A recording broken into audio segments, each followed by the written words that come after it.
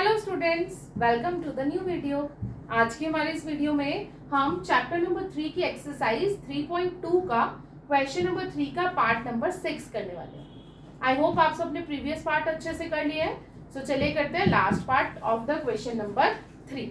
ठीक है, question number 3 में आपको एक वर्ड प्रॉब्लम गिवन है जिससे आपको पहले इक्वेशंस बनानी है और फिर सब्स्टिट्यूशन मेथड की हेल्प से उनकी वैल्यूज फाइंड आउट करनी। Okay, so question says 5 years hence, the age of Jacob will be 3 times that of his son. 5 years ago, Jacob's age was 7 times that of his son. What are their present ages? Jacob और एक उसका son है और 2 conditions हमें given है। First is 5 years hence. Hence means बाद में। 5 years के बाद Jacob अपने बेटे की एज का 3 times हो जाता है। ठीक है, and second condition is 5 years ago. Ago means पहले, 5 साल पहले Jacob was 7 times that of his son. 5 साल पहले जैकब अपने बेटे का 7 times था। ठीक है, सो आपसे उन दोनों की प्रेजेंट एजेस पूछिए। अब हमें नहीं पता प्रेजेंट एजेस क्या है, तो हम क्या करेंगे, एज्यूम कर लेंगे उनकी present ages. So let Jacob's present age is x and his son's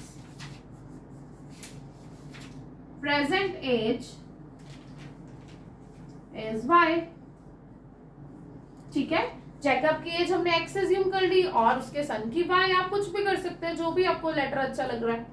अब देखिए, according to the question, first condition 5 years hence means 5 years later. So सबसे पहले हम दोनों की 5 years बाद की एज निकाल लेते हैं। So 5 years later,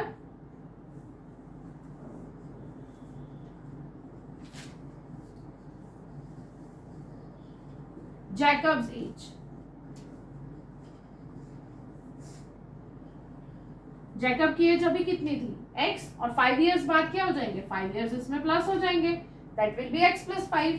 ऐसे ही 5 years later his son age,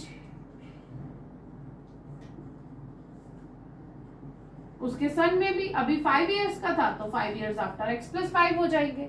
ठीक है, अब आपसे बोला है 5 years after the age of Jacob will be 3 times that of his son. अब वन साइड लिख लीजिए, जैकब की एज है x plus 5, दूसरी साइड लिख लीजिए उसके सन की age that is y plus 5, और आपसे बोला है Jacob will be 3 times of his son. Jacob अपने सन का 3 times के इक्वल है। ठीक है, अब यहाँ पर क्वेश्चन अराइज होता है कि 3 कहाँ पर लिखना है, x के साथ लिखना है कि y के साथ लिखना है ना। सो इसको मैं एक छोटे से एग्जांपल से समझाती हूँ।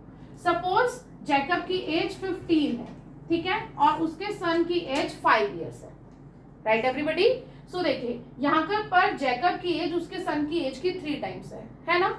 अब आप देखिए, अगर आपको इस इक्वेशन को इक्वल बनाना है तो आप 3 कहां पर मल्टीप्लाई करेंगे, ऑब्वियसली आप राइट हैंड साइड पर 3 मल्टीप्लाई करेंगे तभी तो ये इक्वल होगा। 15 इज इक्वल्स टू 15 है ना।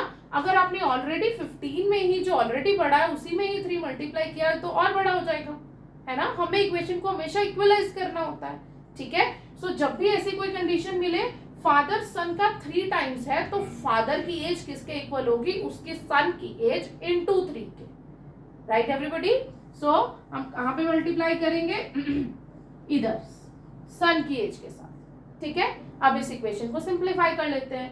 So it is x plus 5 equals to 3y plus 3 5s are 15.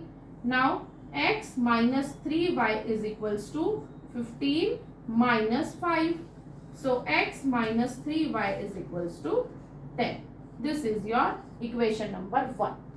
I hope this is clear to all. अब चलते हैं क्वेश्चन की सेकेंड कंडीशन पर। अब क्वेश्चन ने सेकेंड कंडीशन में क्या दिया, second condition says 5 years ago. अगो मीन्स पहले, सो पहले की एज 5 years में से अब प्रेजेंट की एज में से 5 years कम करने पड़ेंगे। So we will write 5 years ago. अब 5 years ago जैकब की एज कितनी हो जाएगी, अभी कितनी थी, x, सो 5 years ago x minus 5। ऐसे ही उसके सन की भी his son age, that is y minus 5. ठीक है, अब क्या बोला, 5 years ago Jacob's age was 7 times his son. Jacob की एज सन की एज की 7 टाइम्स है. सो देखिए फिर से x minus 5 one side, other side we will write y minus 5. अब इक्वेशन को इक्वलाइज करने के लिए, क्योंकि फादर ऑलरेडी बड़ा है, वो किसके इक्वल है, अपने सन के 7 टाइम्स के इक्वल है ना. सो 7 को कहाँ मल्टीप्लाई करना, अगेन सन की एज के साथ. ठीक है, चलिए अब इस इक्वेशन को भी सिंप्लीफाई कर लेते हैं. सो x minus 5 is equals to 7y minus 35. So x minus 7y is equals to minus 35 plus 5. So it will become x minus 7y is equals to minus 30. This is your equation number 2. I hope इतना सभी को clear है, और कहीं पर भी अगर कोई डाउट है तो आप मुझे कमेंट सेक्शन में लिखिए. I will clear all your doubts. This is your equation number 1, this is your equation number 2. अब क्योंकि क्वेश्चन में बोला है सब्स्टिट्यूशन मेथड यूज करना है, सो हम सब्स्टिट्यूशन मेथड की हेल्प से ही x और y की वैल्यूज फाइंड आउट करेंगे. ओके, सो देखिए सब्स्टिट्यूशन मेथड क्या कहता है, x या y दोनों टर्म्स में से किसी एक टर्म की वैल्यू फाइंड आउट करिए एक इक्वेशन से और दूसरे में पुट कर दीजिए. ठीक है, सो सपोज आप इक्वेशन नंबर 1 से x की वैल्यू निकाल रहे हैं, तो आप लिख देंगे यहाँ पर from equation first x is equals to 10 minus 3y. 10 3y when side change करेगा क्या बन जाएगा, plus 3y. x is equals to 10 plus 3y. Right everybody. अब इस x की वैल्यू को हम इक्वेशन नंबर 2 में लिख देते हैं. सो from equation 2,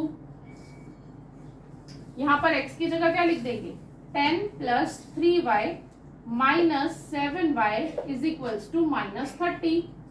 Now 10 plus minus is minus, 7 minus 3 is 4y is equals to minus 30.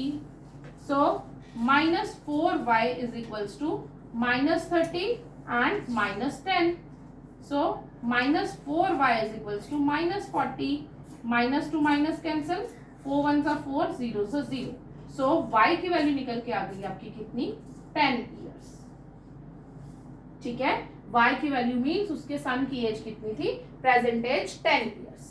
Okay, अब हमें किसकी वैल्यू निकालनी है, x की वैल्यू निकालनी है. अब आप किसी भी इक्वेशन में वैल्यू पुट कर सकते हैं. Suppose you want to put this in equation number 1 और 2, it's your wish. So from equation number 1, y is 10. So put here x minus 3 into 10 is equals to 10. x minus 30 is equals to 10, or x is equals to 10 plus 30, that is 40. Right everybody? So x की value निकल के आ गई कितनी, 40. देखिए, is it clear to all? देखिए यहाँ पर Jacob की प्रेजेंट एज x थी, that is 40 years, and सन की प्रेजेंट एज y थी, that is 10 years. Right everyone. अगर इसमें आपको कुछ भी डाउट है आप मुझे कमेंट सेक्शन में लिखिए. I will clear all your doubts. ठीक है, इतना ही करना था इस क्वेश्चन में. This was our last question. अब करेंगे हम हमारी न्यू एक्सरसाइज जल्दी, new video. Till then do like, share and subscribe all my videos. मिलते हैं जल्दी एक न्यू वीडियो के साथ. Bye everybody.